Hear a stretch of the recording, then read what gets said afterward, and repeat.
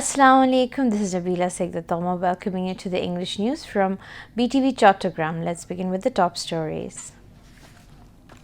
Maiden session of 13 Jatiyo Shongshad begins. Hafizuddin Ahmed, elected speaker, and Barrister Kaisar Kamal, deputy speaker.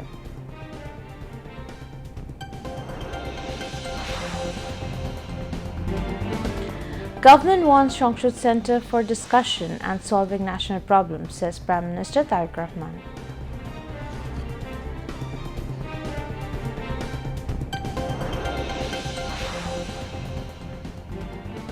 Inaugural session of Jatiyo Shongshad, historic moment of Bangladesh, says President Shahabuddin.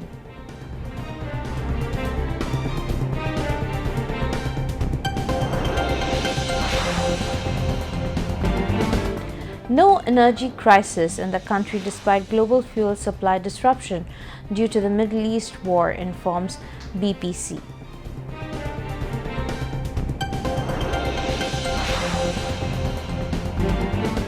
Eid Bazaar gets momentum in Chattogram, from footpaths to shopping malls, a buzz with customers from morning to midnight.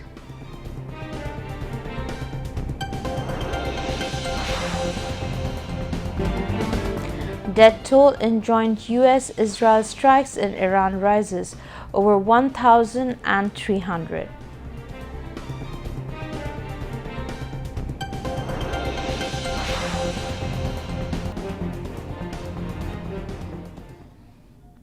Viewers, those were the top stories. Now moving on to the details.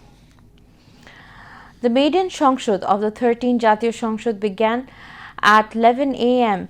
with key parliamentary formalities taking place at the Jatiyo Shongshad today. The session was presided over by senior MP Khondagor Musharraf Hussain by the anonymous decision of the MPs. As per the rules, MP from Bhola 3 constituency Hafizuddin Ahmed was elected as the speaker and Barrister Kaisar Kamal from Netrokona 1 constituency was the deputy speaker at the beginning of the session. The president administered the oath to the new speaker and deputy speaker in accordance to the third schedule under the Article 148 of the Constitution. With the oath taking, the newly elected speakers and deputy speaker formally assumed their responsibilities. The Prime Minister began his speech shortly after 11:15 a.m. following the recitation from the Holy Quran during the first session of the Jatiyo Shongshad. It was the first time Tariq Rahman entered the first session of Parliament as an MP. Secretary of Parliament Secretariat Kaniz Maula inaugurated the proceedings. Earlier, BNP Chairman Tariq Rahman was elected as the leader of the House in the 13 Jatiyo Shongshad, while Jamaat-e-Islam Amir Dr. Shafiqur Rahman was the leader of the opposition. The first sitting of the 13 Jatiyo Shongshad adopted a condolence motion expressing profound grief over the death of several national and international figures, including the country's three-time Prime Minister Khaleda Zia and the martyrs of the July uprising. The House also paid tribute to Iran's supreme leader Ayatollah Ali Khamenei, Pope Francis, and former Indian Prime Minister Manmohan Singh. In addition, the motion included BNP leader Salahuddin Qadir Chaudhry. Later, the House included the name of Jamaat leader Motiur Rahman Nizami, Ali Ahsan, Muhammad Mujahid, Delwar Hussain Saidi in the list of the obituary motion. Later, on February 23rd, President Mohammad Shahabuddin summoned the session. On March 12th, the President convened the session exercising the power bestowed upon him as per the Article 72(1) of the Constitution. The session has been adjourned till 11 a.m. on March 15th. The newly elected Speaker Hafizuddin Ahmed and Deputy Speaker Barrister Kaisar Kamal took oath today. President Mohammad Shahabuddin administered the oath to the newly elected Speaker and Deputy Speaker at the office room of the President at the Jatiyo Shongshad Bhavan this noon. At first, newly elected Speaker Hafizuddin Ahmed took oath. Prime Minister Tariq Rahman was present. Later, the President administered oath to the newly elected Deputy Speaker, Barrister Qasir Kamal. Prime Minister Tariq Rahman said, "A people accountable and truly representative parliament elected by the people has begun its journey again in the country through the tears of countless victims of fascism and sacrifice of thousands of lives." He said this while delivering his welcome speech at the outset of the maiden session of the 13th Parliamentary today. In his speech, he paid tribute to all those who have been martyred in the struggle for democracy and rights, from the War of Independence in 1971 to the struggle to protect the country and its people in 2024. At the beginning of the 13th Jatiyo Shongshad, the Premier also recalled the gratitude those who lost their children, near and dear ones and relatives, those injured who had to lose their comfortable lives in the movement for democracy and human rights, as well as those who lost everything due to the torture, political harassment, or false cases during the fascism. The Prime Minister said former Prime Minister Begum Khaleda Zia had established parliamentary democracy in Bangladesh and institutionalized the system to ensure people's rights. The Premier suggested that his politics is about protecting the interest of the country and its people. BNP's politics is about improving people's living standard and building a self-reliant Bangladesh. থেকে শুরু করে 2024 সালের দেশ এবং জনগণের স্বাধীনতা রক্ষার যুদ্ধ সহ এই পর্যন্ত দেশে গণতন্ত্র এবং মানুষের অধিকার প্রতিষ্ঠার সংগ্রামে যারা শহীদ হয়েছেন, ত্রয়োদশ জাতীয় সংসদ শুরুর এই যাত্রা লগ্নে আমি তাদেরকে কৃতজ্ঞতার সঙ্গে স্মরণ করছি। এই আন্দোলন সংগ্রামে যেসব মায়েরা তাদের সন্তান হারিয়েছেন, যেসব সন্তানেরা তাদের প্রিয়জন হারিয়েছেন, যেসব পরিবার তাদের সন্তান স্বজন হারিয়েছেন, যেসব আহত মানুষকে তাদের স্বাচ্ছন্দ্যের জীবন হারাতে হয়েছে, যেসব মানুষগুলো নির্যাতন, নিপীড়ন, রাজনৈতিক হয়রানি কিংবা মিথ্যে মামলা শিকার হয়ে সর্বস্ব হারিয়েছেন, আমি তাদের সকলের অবদানকেও কৃতজ্ঞতার সঙ্গে স্মরণ করছি। যাদের সাহসী ভূমিকায় দেশে পুনরায় গণতন্ত্র ফিরে এসেছে, আমি ত্রয়োদশ জাতীয় সংসদের এই যাত্রা লগ্নে দেশের স্বাধীনতা প্রিয় গণতান্ত্রিকামী বীর ছাত্র জনতাকে জানাই অভিনন্দন। দেশনেত্রী মরহুমা বেগম খালেদা জিয়া জনগণের অধিকার প্রতিষ্ঠায় দেশে সংসদীয় গণতন্ত্র প্রতিষ্ঠা করেছিলেন, সংসদীয় গণতন্ত্রকে প্রাতিষ্ঠানিক রূপ দিয়েছিলেন। সেই গণতন্ত্রকে প্রহসনের রূপ দিয়ে জাতীয় সংসদকে হাস্যরসের খোরাকে পরিণত করা হয়েছিল। দেশে তাবিদারি শাসন শোষণ কায়েম করা হয়েছিল। দেশে সংসদীয় গণতন্ত্র এবং জনগণের অধিকার পুনঃপ্রতিষ্ঠা করার জন্য দেশনেত্রী বেগম খালেদা জিয়া জীবনের শেষ দিন পর্যন্ত লড়াই করেছেন। জীবনে কখনোই স্বৈরাচার কিংবা ফ্যাসিবাদের সঙ্গে আপোষ করেননি। দেশে বহুদলীয় গণতন্ত্রের প্রবক্তা এবং পুনঃপ্রবর্তক, স্বাধীনতার ঘোষক শহীদ প্রেসিডেন্ট জিয়াউর রহমানের একটি উক্তির কথা আপনাদের সামনে আমি স্মরণ করতে চাই। তিনি বলেছিলেন, জনগণই যদি রাজনৈতিক দল হয় তাহলে আমি সেই দলেরই আছি। অর্থাৎ ব্যক্তি কিংবা দলের স্বার্থ নয়, জনগণের স্বার্থই সবচাইতে বড়। এটাই বিএনপির রাজনীতি। আমার রাজনীতি দেশ এবং জনগণের স্বার্থ রক্ষা করার রাজনীতি। বিএনপির রাজনীতি জনগণের জীবন মান উন্নয়ন এবং স্বনির্ভর বাংলাদেশ গড়ার রাজনীতি। প্রতিটি পরিবারকে স্বনির্ভর করাই আমাদের রাজনীতির লক্ষ্য। প্রতিটি পরিবারকে স্বনির্ভর করার মাধ্যমেই বিএনপি একটি স্বনির্ভর, সমৃদ্ধ, নিরাপদ, গণতান্ত্রিক বাংলাদেশ প্রতিষ্ঠা করতে চায়। এই লক্ষ্য অর্জনে আমি জনগণের সমর্থন এবং সহযোগিতা চাইছি। আমি বিশ্বাস করি আমাদের দল কিংবা মত কিংবা কর্মসূচি ভিন্ন হতে পারে, কিন্তু তাবেদার মুক্ত, ফ্যাসিবাদ মুক্ত একটি স্বাধীন, সার্বভৌম, নিরাপদ, স্বনির্ভর বাংলাদেশ প্রতিষ্ঠায় আমাদের মধ্যে কোনো বিরোধ থাকতে পারে না। বিরোধ নেই। জাতীয় সংসদকে জাতীয় কর্মকাণ্ডের কেন্দ্রবিন্দু না করে বিতাড়িত ফ্যাসিস্ট সরকার জাতীয় সংসদকে অকার্যকর করে ফেলেছিল। আমরা এই মহান জাতীয় সংসদকে সকল যুক্তি, তর্ক আর জাতীয় সমস্যা সমাধানের কেন্দ্রবিন্দুতে পরিণত করতে চাই।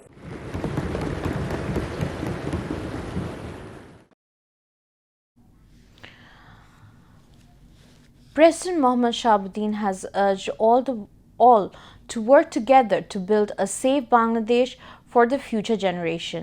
The President made the call while addressing the first session of the 13th Parliament with Speaker Hafizuddin Ahmed. The President said that this inaugural session of the Parliament is an historic moment in the history of Bangladesh. He said the journey of this great national parliament has begun with the representatives elected through a peaceful, free, fair and impartial election following the blood of thousands of martyrs. The President congratulated Prime Minister Tariq Rahman and the new government formed under his leadership for winning more than two-thirds of the seats by a landslide. The President said that the current government has been committed to improving law and order in the country since assuming office. The President highlighted the government's various groundbreaking activities in various fields including women's empowerment, economic development, electricity, agriculture, education and industry. The Bangladesh Petroleum Corporation (BPC) has taken several new measures to keep the country's fuel market stable and ensure uninterrupted supply. The information was disclosed today in a press release signed by BPC Secretary Shahana Sultana. According to the statement, fuel imports from abroad are continuing as scheduled to maintain normal supply against the country's demand. Fuel parcels are arriving in the country regularly. At the same time, fuel is being transported from major installation to depots across the country through railway wagons and tankers. Special initiatives have also been taken in line with directives from the Energy and Mineral Resource Division and BPC to keep the supply system fully operational. As part of these steps, the main installation and depots of BPC's marketing companies will remain open on the government weekly holidays of Friday and Saturday to ensure regular distribution of fuel oil, added the statement. The public is worried about the increase in fuel prices and disruption in supply in the international market due to the war of the United States and Israel with Iran. The country's current fuel reserve can meet the demand for the next 1.5 months. In addition, ships of imported fuels have arrived at the Chattogram port. The concerned authorities have urged increased supervision so that no one can create an artificial crisis and spread confusion about fuel. The country's fuel market is now completely normal. There are no long queues seen at the filling stations. The common people are passing their daily work with great ease. Bangladesh Petroleum Corporation (BPC) source said the current diesel, octane and furnace oil reserve in the country can easily meet the demand for the next 35 to 40 days. In addition, ships of imported oil are arriving at the port at regular intervals, which are being added to the main reserve through pipelines. Stakeholders said field level supervision has been increased to ensure that no one tries to create an artificial crisis of oil. With less than a week remaining for the holy Eid al-Fitr, the port city of Chattogram has transformed into a hub of festive activity. From the high-end shopping malls to makeshift sidewalk stalls, a smoke of shopping has effectively blanketed the country as buyers throng markets from dawn until late of the night. The current shopping atmosphere reflects a diverse range of tastes and needs, catering to all ages and genders. While traditional attire like pajamas, Punjabis, and lungis remains in high demand, there is a noticeable surge in the sale of lifestyle accessories, including fashionable eyewears, watches, fragrances, and cosmetics. Traders across the city's major sales center have reported a significant business in transaction. As the month of Ramadan draws to a close, the combination of the festive spirit and consumer demand has turned Chattogam's commercial hub into a vibrant spectacle of Eid preparations. Now, international news.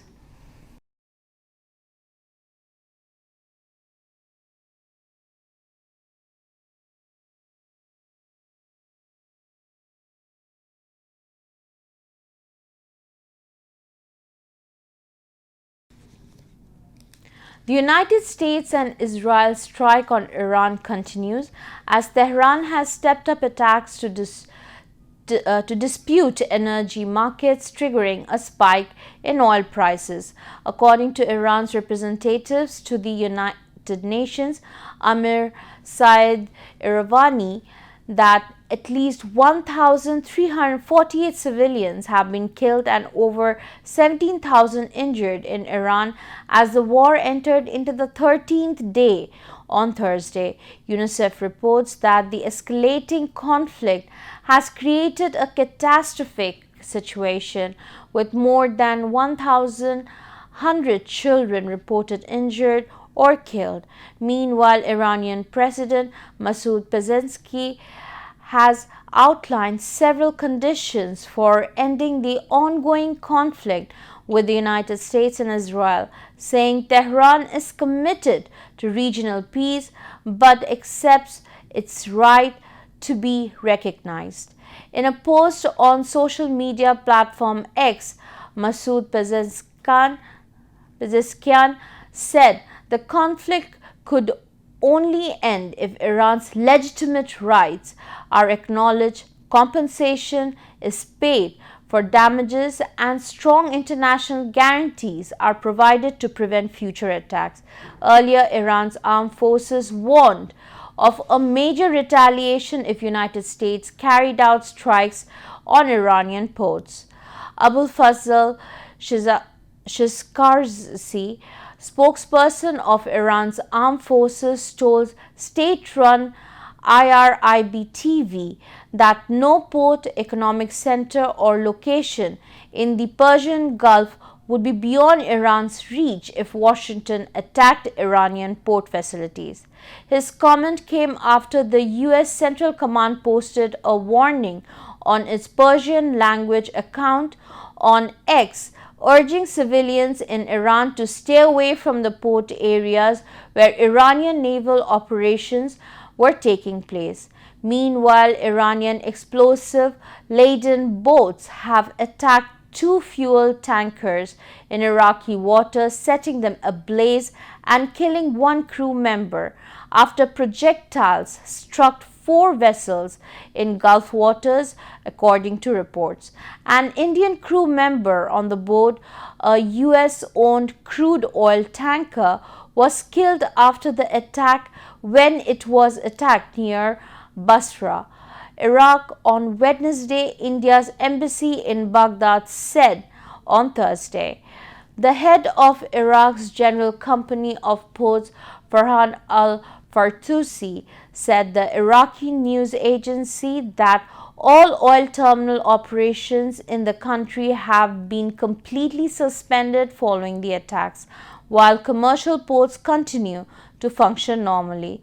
Earlier, Iran's Islamic Revolutionary Guards Corps IRGC have warned that any ship passing through the Strait of Hormuz will be targeted. Meanwhile, Iran has launched a new wave of drones and missile attacks on Gulf countries on the 13th day of United States-Israel war on Tehran, with Bahrain reporting strikes on fuel tanks amid surging oil prices. Bahrain told residents on Thursday morning to stay inside and close windows after the attack of Maharak Governorate. The country hosts the U.S. Navy's Fifth Fleet and has been consistently targeted amid the ongoing war. Elsewhere, Saudi Arabia's Ministry of Defense said it intercepted drones headed towards the Shaiba oil field and embassy district. It said it had intercepted 7 drones heading to the oil field on Wednesday. Kuwait also reported attack on its territory, saying 2 people were wounded by a hostile drone that hit a residential building. As a result of the attacks, Kuwait's electricity ministry said 6 power transmission lines went off service after debris from intercepted drones fell on them. Besides, several drones have hit Kuwait International Airport, and the country's national news agency reported, citing civil aviation authorities. Several people were killed in Israel airstrike across Lebanon, including at least 8 in attacks in Beirut seafront area, far from the Hezbollah stronghold that has been the main target of Israel's bombardment. The strikes were reported during a night of heavy bombing across the Lebanese capital. Some of the airstrikes also hit other parts of Beirut, including the Cornish seafront of Ramlat al-Baida.